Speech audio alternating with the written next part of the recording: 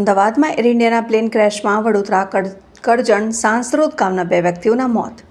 London જતી ફ્લાઇટમાં 242 passenger સવાર લંડન જતી ફ્લાઇટમાં દુર્ઘટના સર્જાતા લંડન જતા અનેક મુસાફરોએ ગુમાવ્યા છે જીવ. ત્યારે વડોદરા કરજણના સાંસરોદ ગામના તાજુ આદમ અને તેમના ધર્મપત્ની તાજુ હસીના આદમના પણ કરુણ મોત નિપજ્યા. જ્યારે કરજણમાં શોકનો માહોલ. તાજુ આદમ અને તેમના ધર્મપત્ની તાજુ હસીના આદમ અને તેમના જમાઈ ભરૂચના કોલવણા ગામના અલ્તાફ હતા. ત્રણેય સાથે ફ્લાઇટમાં મૂળ વડોદરા કરજણના સાંસરોદના રહેવાસી તાજુ આદમ અને તેમના ધર્મપત્ની તાજુ હસીના આદમ અંદાજિત છેલ્લા 30 વર્ષ સમયગાળાથી રહેતા હતા લંડનમાં. તાજુ આદમ અને તેમના ધર્મપત્ની તાજુ હસીના આદમ 1 મહિનાથી લંડનથી પરત પોતાના વતન વડોદરા કરજણના સાંસરોદ ગામે આવ્યા હતા રહેવા.